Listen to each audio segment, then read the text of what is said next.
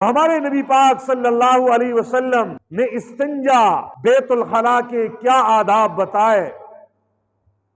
پہلا ادب استنجے کا یہ ہے کہ جب آپ بیت الخلاء میں داخل ہونے کے لیے جاتے ہیں، اپنے سر پہ ٹوپی، چادر، پگڑی، رومال کوئی چیز رکھ کر بیت الخلاء میں جائیں۔ یہ پہلی سنت ہے۔ بیت الخلاء میں جانے کی پہلی سنت کیا ہے کہ اپنے سر پر کوئی کپڑا، کوئی ٹوپی رکھ کر آپ استنجانے بیت الخلاء میں جائیں، اور اپنے پاؤں میں جوتے پہن کر بیت الخلاء میں جائیں۔ یہ استنجا اور بیت الخلاء کی پہلی سنت ہے۔ روایات میں آتا ہے اللہ کے نبی صلی اللہ علیہ وسلم بیت الخلاء میں جب داخل ہوتے تو آپ سر ڈھک کے جاتے اور پاؤں میں جوتے پہن کر جاتے۔ آپ کے لیٹرین، آپ کی بیت الخلاء، چاہے وہاں پہ قیمتی ٹائلیں لگی ہوں، صفائی کا اچھا انتظام ہو، پھر بھی یہ ضروری ہے کہ جوتے وہاں پہ پڑے ہوں یا باہر سے جوتے لے کر جائیں، لیکن جوتوں کے بغیر بیت الخلاء میں نہ جائیں، یہ سنت کی خلاف ورزی ہو جائے گی۔ دوسری سنت یہ ہے جب بیت الخلاء میں داخل ہونے کا آپ ارادہ کریں تو آپ بیت الخلاء میں داخلے کی دعا باہر پڑھ لیں۔ اگر کھلے صحرا میں آپ قضائے حاجت کر رہے ہیں تو اپنے شلوار کو کھولنے سے پہلے، بیٹھنے سے پہلے یہ دعا پڑھ لیں۔ یہ سنت ہے۔ اور وہ دعا کیا ہے؟ حضرت انس رضی اللہ تعالی عنہ کی روایت ہے، فرمایا کان رسول اللہ صلی اللہ علیہ وسلم اذا دخل الخلاء یقول، انس فرماتے ہیں اللہ کے نبی جب بیت الخلاء میں داخل ہونے کا ارادہ فرماتے تو آپ یہ دعا پڑھا کرتے تھے، اللہم انی اعوذ بک من الخبث والخبائث، اے اللہ میں خبیث جنوں سے اور جنیوں سے آپ کی پناہ میں آتا ہوں۔ محدثین فرماتے ہیں یہ بیت الخلاء، وضوخانے، غسلخانے، یہ گندے مقامات، یہ شیاطین اور جنات کے مراکز ہوتے ہیں، یہاں پہ ان کے لشکر بسیرا کرتے ہیں۔ اگر آپ نے یہ دعا نہیں پڑھی تو آپ ان شیاطین کے لیے کھلونے بن جاؤ گے، اور روایات میں آتا ہے یہ جنات، یہ شیاطین آپ کے شرمگاہ کے ساتھ کھیلتے ہیں، آپ کے دل و دماغ میں طرح طرح کے غلط خیالات، گناہوں کے خیالات اور وساوس کا انجیکشن لگاتے ہیں، اور وہی خیالات اور وساوس پھر آپ کو نماز میں بھی آتے ہیں، گھر میں بھی آتے ہیں، آپ کی زندگی شکی مزاج کی بن جاتی ہے، زندگی سے سکون اٹھ جاتا ہے اور گناہوں کی دلدل میں آپ پھنس جاتے ہو۔ وجہ کیا ہے؟ آپ نے دعا نہیں پڑھی۔ علی رضی اللہ تعالیٰ عنہ فرماتے ہیں انسان جب بیت الخلاء میں جاتا ہے تو جنات اور آدمی کے درمیان جو پردہ ہے وہ یہ دعا ہے۔ جب دعا پڑھ لی آپ پردہ ہو گیا، اب جنات کو، شیاطین کو آپ نظر نہیں آئیں گے، آپ محفوظ ہو گئے، مضبوط قلعے میں بند ہو گئے۔ یہ لاکھ بار چاہیں یہ جنات آپ کے ساتھ نہیں چمٹ سکتے، یہ شیاطین وسوسے نہیں ڈال سکتے، اور سنت کا ثواب الگ۔ اگر یہ دعا نہیں پڑھیں گے تو کیا ہوتا ہے؟ کوئی مرد بیت الخلاء میں گیا، کوئی عورت گئی، بچہ گیا، بچی گئی، جنات چمٹ جاتے ہیں، جنات چمٹ جاتے ہیں، پھر اسے تنگ کرتے ہیں، رات کو ڈراؤنے خواب بھی آتے ہیں، رات کو چارپائی بھی اٹھائی جاتی ہے، رات کو دروازے بھی کھٹکھٹائے جاتے ہیں، ہاں آپ کو تنگ اور پریشان کرتے ہیں۔ وجہ کیا ہے؟ اس دعا کا اہتمام نہیں ہے۔ پیارے نبی صلی اللہ علیہ وسلم کی عادت شریفہ یہ تھی، کان رسول اللہ صلی اللہ علیہ وسلم اذا دخل الخلاء یقول، حضور جب بیت الخلاء میں داخل ہوتے تھے یہ دعا پڑھتے تھے، اللہم انی اعوذ بک من الخبث والخبائث، اے اللہ میں آپ کی پناہ میں آتا ہوں خبیث جنات کے مردوں سے بھی عورتوں سے بھی، یہاں پہ ان کے مرد بھی ہوتے ہیں عورتیں بھی ہوتی ہیں، یہ جنات تنگ کرتے ہیں۔ آج عام طور پہ ہم دیکھتے ہیں عورتوں کے ساتھ جنات زیادہ چمٹتے ہیں، چھوٹے بچوں کے ساتھ زیادہ چمٹ جاتے ہیں۔ وجہ کیا ہے؟ عورتیں بیت الخلاء میں جاتی ہیں، دعا پڑھتی نہیں ہیں۔ نئی شادی ہو گئی، کہتے ہیں جی دلہن کو جن چمٹ گئے، دعا اس نے کب پڑھی ہے؟ جنات اور شیاطین کی پہلی کوشش یہی ہوتی ہے کہ وہ میاں بیوی کے درمیان تفریق پیدا کر دیں، میاں بیوی کے درمیان توڑ پیدا کر دیں، یہ رشتہ ٹوٹ جائے، طلاق ہو جائے۔ اس لیے پہلے دن ہی شیاطین موقع کو ہاتھ سے جانے نہیں دیتے، جنات اٹیک کرتے ہیں، سارے گھر والوں کے سکون کو غارت کر دیتے ہیں، تباہ و برباد کر کے رکھ دیتے ہیں۔ وجہ یہ ہے۔ اور چھوٹے بچے خود دعا نہیں پڑھ سکتے، لیکن ان کی مائیں، ان کی بہنیں، ان کی دادیاں، وہ جب بچے کو قضاء حاجت کروانے کے لیے بٹھائیں تو ان کا فرض ہے پردے میں بٹھائیں، اور ان کی شلوار کھولنے سے پہلے یہ دعا وہ پڑھ لیں۔ جب وہ یہ دعا پڑھیں گی، یہ بچہ رات کو خواب میں نہیں ڈرے گا، جنات نہیں چمٹیں گے۔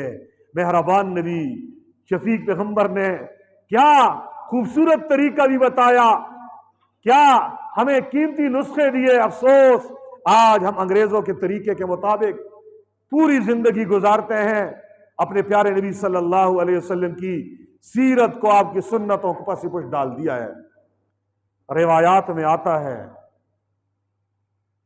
کہ کبھی یوں بھی ہو جاتا ہے جو دعا نہیں پڑھتے یہ جنات انسان کو مار بھی دیتے ہیں۔ انصار کا ایک قبیلہ تھا جس کا نام خزرج ہے، ان کے سردار کا نام تھا سعد بن عبادہ۔ سعد بن عبادہ رضی اللہ تعالی عنہ قضاء حاجت کے لیے گئے، دعا پڑھنی بھول گئے، قضاء حاجت کی، دیکھا گیا سعد بن عبادہ وہاں پہ مرے ہوئے ہیں اور آپ کی ڈیتھ باڈی پڑی ہوئی ہے۔ صحابہ پریشان، سعد بن عبادہ کو کیا ہو گیا؟ ٹھیک ٹھاک آدمی قضاء حاجت کے لیے گیا اور قضاء حاجت کے بعد دنیا سے پردہ فرما گئے۔ جب اس کی لاش کو، اس کی میت کو اٹھایا گیا، جب اس کی میت کو اٹھایا گیا تو غیب سے ایک آواز آئی، اور وہ آواز کیا تھی؟ ایک جنی یہ شعر پڑھ رہی ہے، قتلنا سید الخزرج سعد بن عبادہ رمیناہ بسہمین لم نخطف وعدہ، ہم نے خزرج کے سردار سعد بن عبادہ کو قتل کر دیا، ہم نے دو ایسے تیروں کے ساتھ اس پر وار کیا کہ ہمارا نشانہ اس کے جگر کو مارنے میں خطا نہ ہوا۔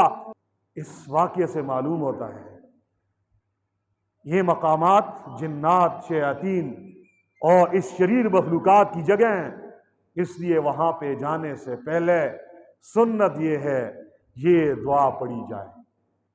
تیسری سنت بیت الخلاء میں داخلے کی یہ ہے کہ بیت الخلاء میں داخل ہوتے وقت اپنا بایاں پاؤں پہلے داخل کریں، پھر دایاں پاؤں، الٹ پاؤں کے ساتھ آپ داخل ہوں، سیدھا پاؤں بعد میں رکھیں۔ یہی اللہ کے نبی صلی اللہ علیہ وسلم کی سنت ہے۔ چوتھی سنت یہ ہے جب آپ بیت الخلاء میں داخل ہو گئے تو آپ نے اب قضاء حاجت کے لیے بیٹھنا ہے نا، تو اپنی مرضی سے نہیں بیٹھنا، اللہ کے نبی کا طریقہ سیکھ کر بیٹھنا ہے۔ اللہ کے نبی نے جو طریقہ بتایا وہ طریقہ یہ ہے جتنا ممکن ہو سکے آپ زمین کے جتنے قریب ہو کر آپ اپنی ستر عورت کو کھولیں تو یہی بہتر ہے، یہی سنت ہے۔ لیکن ہمارے ہاں کیا ہے، بہت سارے پڑھے لکھوں کو، بڑی عمر والوں کو، سفید ریشوں کو میں دیکھتا ہوں بیت الخلاء میں بھی داخل نہیں ہوئے، شلوار کھول دیے باہر ہی، اور قضاء حاجت کرنے کے بعد ہاتھ میں نعرہ پکڑے ہوئے اور باہر نکل رہے ہیں۔ یہ بد تہذیبی، یہ اسلامی تعلیمات نہیں ہے، یہ جاہلوں کی عادات ہے۔ حضرت انس حضور کے خادم فرماتے ہیں کان النبی صلی اللہ علیہ وسلم اذا اراد الحاجۃ لم يرفع ثوبه حتى يدنو من الارض. انس فرماتے ہیں اللہ کے نبی صلی اللہ علیہ وسلم جب قضاء حاجت کا ارادہ فرماتے تو آپ اپنے کپڑے کو اس وقت تک نہ اٹھاتے یہاں تک آپ زمین کے قریب ہو جائے، زمین کے قریب، تاکہ اس میں حیا زیادہ ہے. جتنا زیادہ جسم کو آپ چھپا کے رکھ سکتے ہیں اسے رکھنا چاہیے. صرف ضرورت کے موقع پر بقدر ضرورت جسم ننگے کرنے کی اجازت ہے. یہ مطلب تھوڑا ہی ہے قضاء حاجت کے لیے جا رہے ہیں اور ابھی انٹری نہیں ہوئی ہے، پہلے سے آپ نے جسم ننگا کر دیا، قضاء حاجت کر لی، دروازے سے باہر آ رہا ہے اور اتنی تمیز اتنی تہذیب نہیں ہے کہ ننگے ہو کے باہر آ رہے ہیں، سب دیکھ رہے ہیں. یہ بے حیائی اسلام کے اندر نہیں ہے. یہ غیروں کے ہاں ہے، یہ مغرب کے ہاں ہے، انگریزوں کے ہاں ہے، جنہیں ہم تہذیب و تمدن کے امام سمجھتے ہیں، جنہیں ہم صفائی ستھرائی کا جنہیں وہ تمغے امتیاز دیتے ہیں. حالانکہ وہ لوگ گندے اور گندی تہذیب والوں کے طریقے گندے ہوتے ہیں. اسلامی تہذیب پاک صاف ستھری حیادار تہذیب ہے، اپنے ماننے والوں کو حیادار بناتی ہے. بیت الخلاء اور استنجے کا ادب یہ ہے، آپ بیت الخلاء میں داخل ہو رہے ہیں تو اگر آپ کے ہاتھ میں کوئی انگوٹھی ہے یا آپ کے پاس کوئی ایسا ورق ہے جس میں قرآنی آیت یا اللہ کے نبی کا نام، صحابہ کا نام، انبیاء کا نام، حدیث، مذہبی بات، دینی بات لکھی ہوئی ہے تو اسے باہر نکال کر بیت الخلاء میں داخل ہوں. یہی سنت ہے. یہی کیا ہے؟ سنت ہے. حضرت انس رضی اللہ تعالیٰ عنہ فرماتے ہیں کان النبی صلی اللہ علیہ وسلم اذا اراد الحاجت نزع خاتمہ. اللہ کے نبی صلی اللہ علیہ وسلم جب بیت الخلاء جانے کا ارادہ فرماتے اپنی انگوٹھی کو نکال لیتے تھے. اللہ کے نبی کی چاندی کی ایک انگوٹھی تھی جس کا نگینہ خبشی تھا. وہ چاندی کی انگوٹھی کے اندر جو تحریر لکھی ہوئی تھی وہ لکھا ہوا تھا محمد الرسول اللہ. اللہ کے نبی صلی اللہ علیہ وسلم جب مکہ سے مدینہ گئے، ہجرت کا 6واں یا 7واں سال آیا، اللہ کے نبی نے سلاطین عالم، دنیا کے مختلف کونوں کے حکمرانوں کے نام دعوتی خطوط لکھے. تو ایک صحابی نے اللہ کے نبی صلی اللہ علیہ وسلم کو مشورہ دیا، فرمایا اللہ کے نبی آپ یہ کیسر و کسرا عجم کے حکمرانوں کو خط لکھ کر بھیج رہے ہیں، وہ صرف اس خط کو کھول کے پڑھتے ہیں جس پہ سٹیمپ لگی ہو، مہر لگی ہو. آپ اپنے لیے ایک مہر بنا لیں تاکہ آپ کا پیغام، آپ کا میسج ان تک پہنچ جائے اور اس کے پڑھ لیں.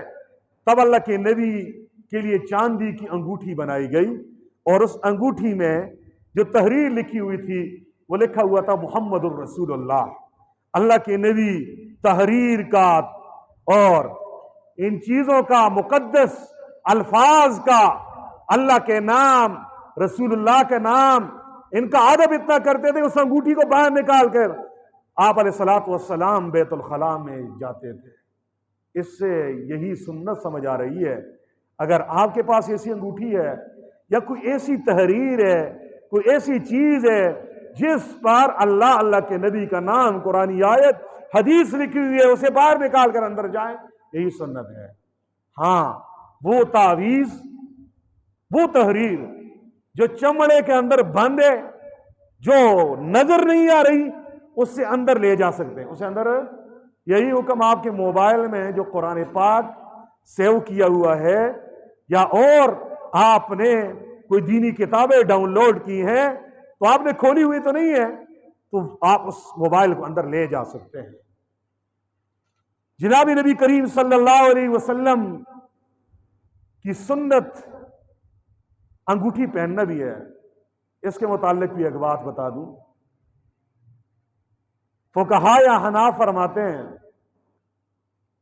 چاندی کی انگوٹھی کے علاوہ جتنی انگوٹھیاں ہیں، پیتل کی ہے، لوہے کی ہے، اور جتنے بھی دھات ہیں سونے کی، مردوں کے لیے اس کا استعمال منع ہے، ٹھیک نہیں ہے، گناہ ہے. چاندی کی انگوٹھی کا استعمال احناف کے ہاں مردوں کے لیے جائز ہے، لیکن خلاف اولا ہے، افضل نہیں ہے. افضل وجہ یہ ہے حضور نبی کریم نے چاندی کی انگوٹھی استعمال کی ایک مقصد کے لیے، ضرورت کے لیے۔ ضرورت کیا تھی؟ مہر کے طور پر استعمال کی۔ تو آج ہماری ضرورت مہر کے لیے ہے، انگوٹھی کے استعمال کی نہیں ہے۔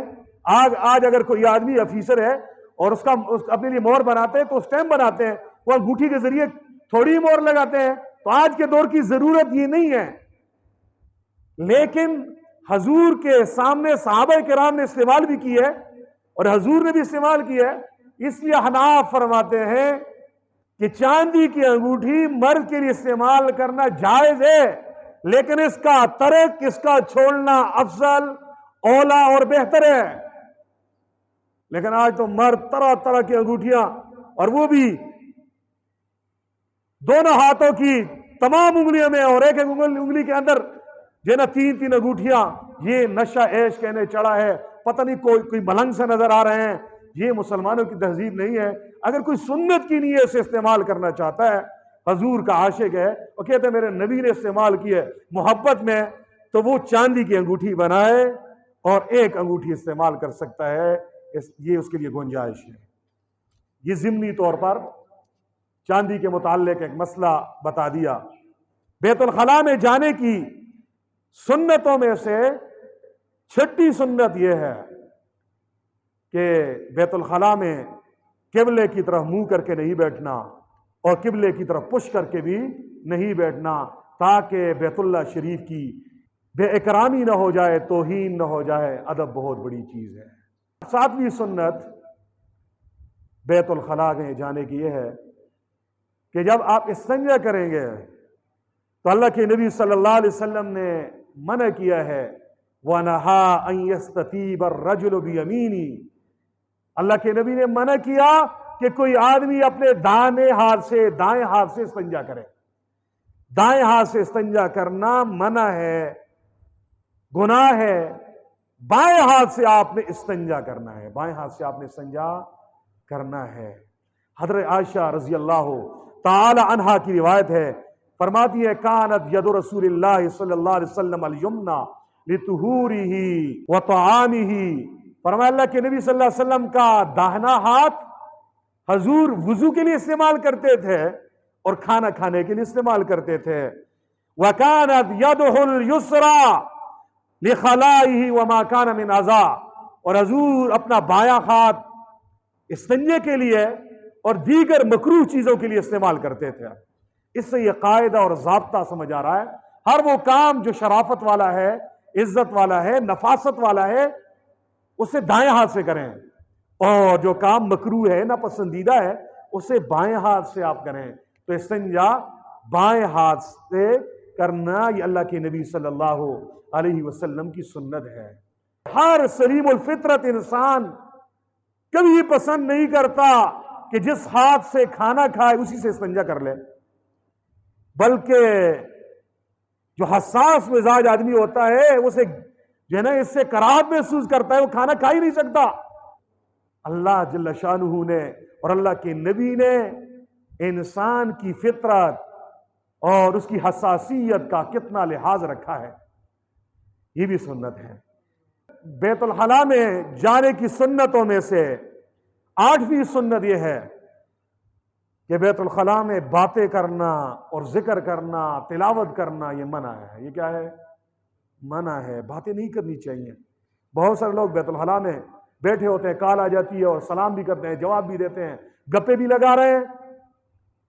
یہ اللہ کی نعمت کا غلط استعمال ہے۔ اللہ نے زبان دی ہے بولنے کے لیے، لیکن وہ بولو جو اللہ نے اجازت دی ہے، اور وہاں پہ بولو جہاں پہ اللہ اور اللہ کے نبی نے تمہیں حکم دیا ہے، اور طریقہ جیسے پیارے نبی نے بتایا وہاں پہ بولو، جہاں پہ روکا ہے وہاں پہ رک جاؤ۔ اس لیے یہ بھی ادب ہے۔ ایک ادب اور ہے، وہ یہ ہے کہ قضاء حاجت اور پیشاب ایسی جگہ پہ کریں کہ وہاں سے چھینٹے اٹھ کر آپ کے کپڑوں کو آپ کے جسم کے ساتھ نہ لگیں۔ پیارے نبی صلی اللہ علیہ وسلم جب قضاء حاجت کے لیے جاتے تو نرم جگہ کو تلاش کرتے ہیں، نرم جگہ پہ پیشاب کرتے، قضاء حاجت کرتے، ضرورت پوری کرتے ہیں۔ جگہ سخت ہوتی تو اسے نرم کر دیتے تھے تاکہ پیشاب کی چھینٹیں جسم پر نہ پڑیں، جسم پر نہ پڑیں۔ اس لیے بہت سارے لوگ جاتے ہیں، بیٹھ جاتے ہیں، خیال ہی نہیں کرتے چھینٹیں اٹھ رہی ہیں، پیشاب کی چھینٹیں، کپڑے بھی گندے، جسم بھی گندا، گندے جسم کے ساتھ آ کر نماز پڑھیں گے، نماز کیسے قبول ہوگی؟ ہماری زندگی پر نماز کے اثرات کیسے مرتب ہوں گے اور ہم کیسے متقی و پرہیزگار بنیں گے؟ یاد رکھو، پیشاب کی چھینٹوں سے غفلت آج ہمارے معاشرے میں بہت زیادہ ہے، بہت زیادہ ہے۔ لوگ چھوٹا استنجا ٹھیک نہیں کرتے، چھوٹا استنجا ٹھیک نہیں کرتے، پیشاب کی چھینٹیں بھی جسم پہ پڑتی ہیں، اگر اس سے بچ گئے تو ابھی قطرے مثانے سے نکلے نہیں ہوتے کہ باہر جلدی فوراً باہر آ گئے، اور وہی قطرات اپنی جگہ سے سرایت کر کے کپڑوں کو بھی ناپاک کر دیتے ہیں اور پوری زندگی کی نمازیں ضائع ہو جاتی ہیں۔ یاد رکھو، یہ وہ گناہ ہے جس کو ہم ہلکا سمجھ رہے ہیں۔ کیا سزا ہے جو پیشاب کی چھینٹوں سے نہیں بچتے؟ حضرت ابن عباس رضی اللہ تعالیٰ عنہ کی روایت ہے، فرمایا مر النبی صلی اللہ علیہ وسلم بقبرین، رسول اللہ صلی اللہ علیہ وسلم کا گزر دو قبروں سے ہوا، فرمایا فقال انہما یعذبان وما یعذبان فی کبیر، فرمایا ان دو قبر والوں کو عذاب ہو رہا ہے، اور عذاب کسی ایسے گناہ کی وجہ سے نہیں ہو رہا جس سے بچنا مشکل ہو، ایسے گناہ نہیں ہے جس سے بچنا مشکل ہو، اس میں دقت ہو۔ فرمایا آسانی سے بچ سکتے تھے لیکن نہیں بچے، پر اللہ کے نبی نے تفصیل بیان کی، فرمایا اما احدہما فکان لا یستتر من البول، ان دو میں سے ایک وہ تھا جو پیشاب کی چھینٹوں سے نہیں بچتا تھا، جو پیشاب میں احتیاط نہیں کرتا تھا، وَأَمَّا الْآخَرُ فَكَانَ يَمْشِي بِالنَّمِيمَةِ، اور دوسرا چغل خور تھا، ایک سے بات سنتا دوسرے کے کان بھرتا، ایک سے سنتا دوسری جگہ جا کے کہہ دیتا۔ شراح حدیث فرماتے ہیں ان دو گناہوں کی وجہ سے قبر کا عذاب زیادہ ہوتا ہے۔ آج دیکھیں یہ دونوں بیماریاں ہمارے اندر ہیں، چغل خوری ہمارے اندر کوٹ کوٹ کے بری ہوئی ہے، اور پیشاب کی چھینٹوں سے بچنے والے انگلیوں پہ گن سکتے ہیں۔ ہم دیکھتے ہیں نا، اندر گئے استنجاخانے میں 1 منٹ نہیں لگا باہر آ گئے، یہ کوئی ٹوٹی تھوڑی تھی کیا آپ نے اپنے اختیار سے بند کر دی؟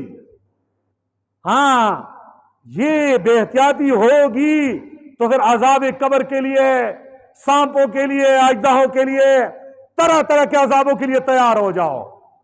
وجہ کیا ہے؟ وجہ یہ ہے عذاب قبر کی کہ چھوٹے پیشاب کے قطرات سے جب نہیں بچیں گے آپ کا وضو نہیں ہوگا، وضو نہیں ہوگا، نماز نہیں ہوگی، اور قیامت والے دن سب سے پہلے نماز کے بارے میں حساب کتاب ہوگا، پہلے سوال میں فیل، پہلے سوال کا حساب کتاب قبر میں ہو گیا۔ اور یہ جو چغل ہو رہی ہے یہ وہ بیماری ہے جو باطنی گندگی ہے، پیشاب کے قطروں سے نہیں بچتا اس کا ظاہر گندا، چغلی سے نہیں بچتا اس کا باطن گندا۔ ہاں، اور ان ایسے گندوں کو پھر عذاب قبر ہوتا ہے، عذاب قبر ہوتا ہے۔ پھر اللہ کے نبی صلی اللہ علیہ وسلم نے کیا کیا؟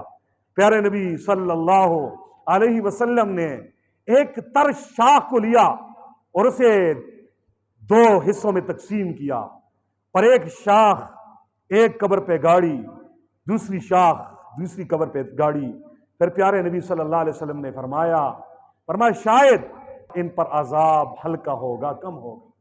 یہ جو روایت کا آخری حصہ ہے اس کو سمجھنے کی ضرورت ہے۔ اس روایت کو سننے کے بعد ہمارے سیدھے سادہ عوام کیا کرتے ہیں؟ وہ بھی جب مردے کو دفن کرتے ہیں تو کہتے ہیں، فوراً کہتے ہیں لاؤ کوئی شاخ وغیرہ لاؤ، اور پھر اسے گاڑتے ہیں۔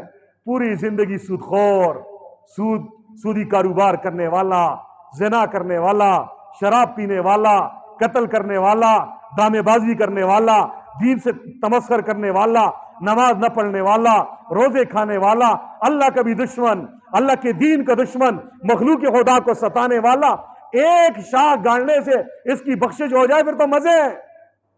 نہیں، اس حدیث کو سمجھنا ہے، یہ میرے نبی علیہ الصلوۃ والسلام کی خصوصیت ہے، یہ عمل صرف حضور کے ساتھ خاص ہے، اور حضور کو بتا دیا گیا ان کو عذاب ہو رہا ہے، اور اے نبی آپ شاہ گاڑیں گے، آپ کے شاہ گاڑنے کی برکت سے عذاب کم ہوگا۔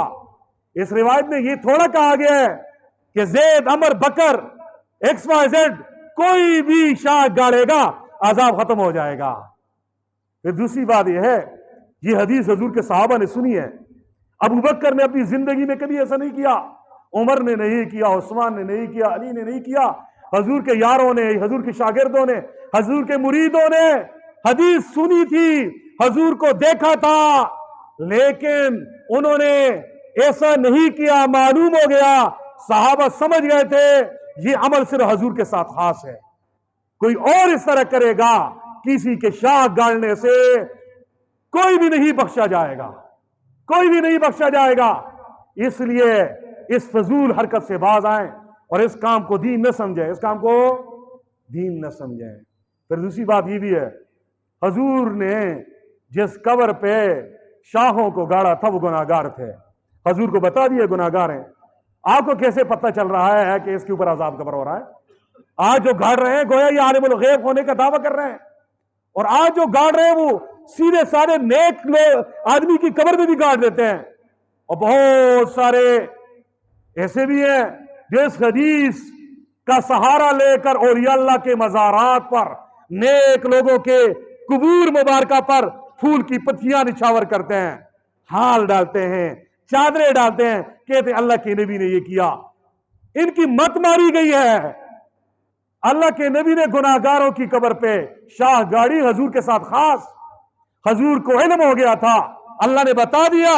آج کے اس بدبخت کو، اس چرسی کو، اس ملنگ کو کس نے بتایا کہ تو گاڑے گا اس کی بخشش ہوگی؟ اور پھر اولیاء اللہ کی قبور پہ، داتا دربار پہ، بابا فرید الدین گنج شکر کے دربار پہ، خواجہ معین الدین چشتی اجمیری کے مزار پہ، اولیاء اللہ کے مزارات پر آج یہ ڈرامہ ہو رہا ہے۔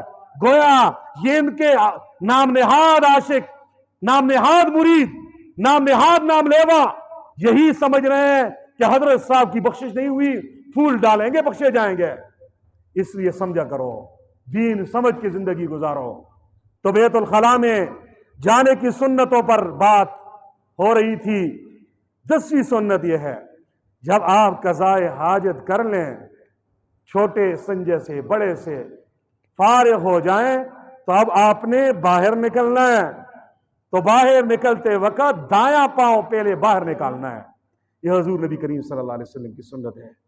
11ویں سنت یہ ہے، بیت الخلاء سے نکلنے کے بعد دعا بھی پڑھنی ہے۔ کیا دعا ہے؟ حضرت عائشہ فرماتی ہیں، پیاری اماں جان فرماتی ہیں، گھر کا سارا دین امت تک پہنچانے والی حضور کی ازواج مطہرات ہیں۔ دیکھو حضور کی قضائے حاجت کے بارے میں کتنی روایات حضور کے گھر والوں سے پہنچ رہی ہیں۔ حضرت عائشہ گھر کے اندر ہے، حضرت انس حضور کے خادم میں گھر کے اندر رہنے والے بچے تھے۔ حضور کی قضائے حاجت کی ساری سنتیں حضور کے ایک گھرانے سے پہنچ رہی ہیں، اور باہر کی سنتیں حضور کے یارانے سے پہنچ رہی ہیں۔ عائشہ کیا فرما رہی ہیں؟ حضرت عائشہ فرماتی ہیں، ان عائشہ قالت کان النبی صلی اللہ علیہ وسلم اذا خرج من الخلاء قال غفرانک۔ عائشہ صدیقہ رضی اللہ تعالیٰ عنہ فرماتی ہیں، حضور جب بیت الخلاء سے باہر نکلتے تو آپ یہ دعا پڑھتے باہر نکلنے کے بعد، غفرانک، اے اللہ میں آپ سے بخشش چاہتا ہوں۔ اور ایک روایت میں الحمدللہ الذی اذھب عنی العذاب وعافانی، تمام تعریفیں اس اللہ کے لیے ہیں جس نے اس تکلیف دہ چیز کو مجھ سے ہٹایا اور مجھے عافیت بخشی۔ علماء فرماتے ہیں حضور نبی کریم بیت الخلاء سے نکلنے کے بعد استغفار کیوں کر رہے ہیں؟ گناہوں پہ معافی کیوں کر رہے ہیں؟ اللہ کے نبی تو معصوم، بخشے بخشائے، اور قضائے حاجت کرنا، ضرورت پوری کرنا، یہ کون سا گناہ ہے کہ جس کے بعد حضور کہہ رہے غفرانک، اے اللہ میں آپ سے بخشش چاہتا ہوں۔ کئی جوابات دیے ہیں۔ ایک جواب یہ ہے، اللہ کے نبی ہر وقت اللہ کا ذکر کرتے تھے، زبان سے بھی کرتے، دل سے بھی کرتے۔ بیت الخلاء میں گئے تو بیت الخلاء میں زبانی ذکر بند، زبانی ذکر پر پابندی. تو اللہ کے نبی صلی اللہ علیہ وسلم جب باہر نکلے تو آپ اپنے اس وقت پر جس دورانیے میں بیت الخلاء میں حضور نے زبانی ذکر نہیں کیا، اس ذکر کے چھوٹ جانے پر کہہ رہے غفرانک، اے اللہ میں آپ سے معافی مانگتا ہوں. اے آپ سے ہے.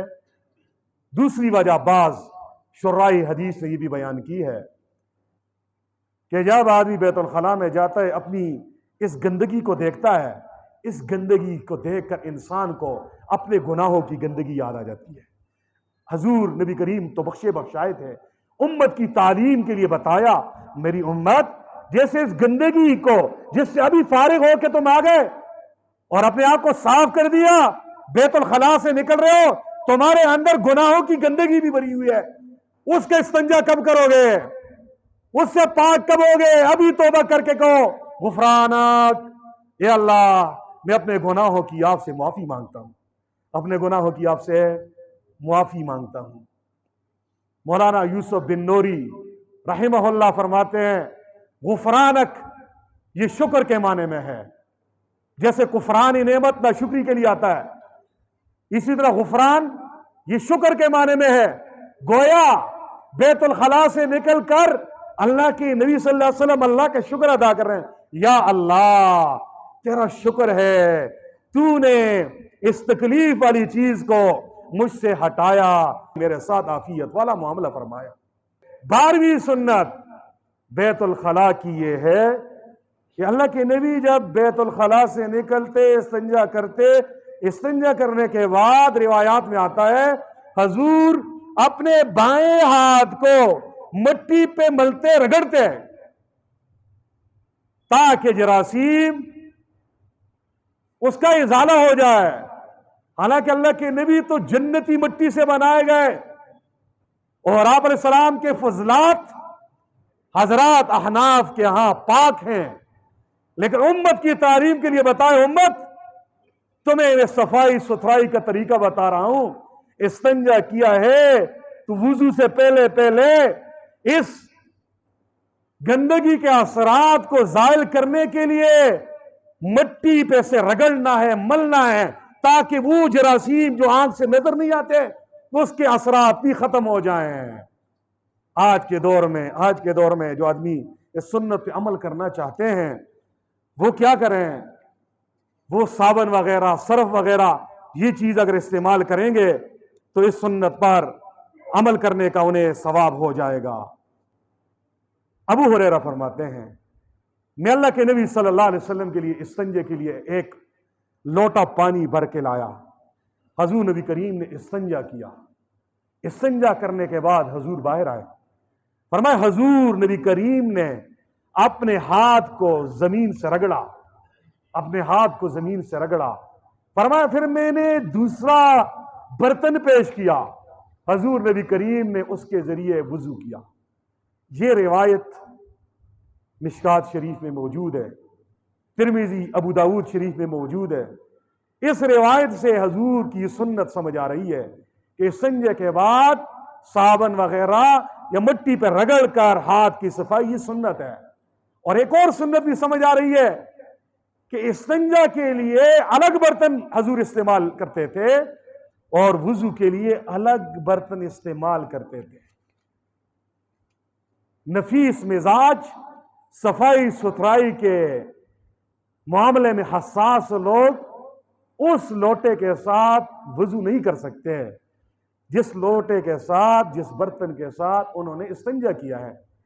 اللہ کے نبی صلی اللہ علیہ وسلم نے معاشرے کے ہر مزاج کے افراد کے لیے نمونہ بتایا اور آپ تمام حضرات کے لیے، تمام طبقات کے لیے رول ماڈل تھے. اس لیے استنجے کی سنتوں میں سے ایک سنت یہ بھی ہے. 13ویں سنت یہ ہے حضور نبی کریم صلی اللہ علیہ وسلم جب استنجا کرتے، استنجا کے بعد اپنے ازار کے اندر پانی کی چھینٹیں مارتے ہیں، پانی کی چھینٹیں مارتے ہیں. کان النبی صلی اللہ علیہ وسلم اذا بال توضا ونزح فرجہ. حضور نبی کریم صلی اللہ علیہ وسلم نے جب قضاء حاجت کی اور وضو کیا تو اس کے بعد آپ صلی اللہ علیہ وسلم نے کچھ چھینٹیں اپنے ازار پر، اپنی شلوار پر، اپنے شرم کے مقامات پر چھینٹیں ماری۔ شرائع حدیث فرماتے ہیں یہ چھینٹیں کیوں ماری؟ اس میں آج کے دور کے یہ شکی مزاج لوگوں کا علاج ہے۔ بعض لوگ ایسے ہوتے ہیں استنجا خوب کیا پھر بھی آتے ہیں، شک ہوتا ہے ابھی قطرے نکلے، حالانکہ قطرے شطرے نہیں نکلے ہوتے، اور اسی شکی مزاج سے سال گزرتے ہیں، انہیں تکبیر اولیٰ نصیب نہیں ہوتی ہے، استنجاخانے میں گئے تو بیٹھ گئے، کہتے ہیں بس ابھی جو ہے نا مجھے سکون نہیں ہوا، ابھی قطرات جو ہے نا مسارے کے اندر باقی ہیں۔ تو اللہ کے نبی صلی اللہ علیہ وسلم نے یہ سنت امت کو دے کر بتا دیا کہ جب آپ یہ چھینٹے ماریں گے، باہر نکلیں گے، آپ کو وسوسہ آئے گا کہ پیشاب نکل گیا، آپ اپنے دل کو سمجھاؤ یہ پیشاب کے قطرات نہیں ہے، یہ وہی پانی ہے، وہی چھینٹے ہیں جو ابھی میں نے ماری ہیں۔ شریعت ہمیں شکی مزاج اور دین کے معاملے میں فضول توہمات سے بچانا چاہتی ہے، تو یہ بھی اللہ کے نبی صلی اللہ علیہ وسلم کی سنت ہے۔ یہ پیارے نبی علیہ السلام کی استنجا اور قضاء حاجت کے بارے میں احادیث مبارکہ کی روشنی میں 14-15 سنتیں اور آداب میں نے آپ حضرات کے گوش گزار کی ہیں۔ اگلے جمعے انشاءاللہ غسل اور وضو کی سنتوں پر مذاکرہ ہوگا۔ احباب سے گزارش، احباب وقت پہ آئیں۔ وآخر دعوانا الحمدللہ رب العالمین۔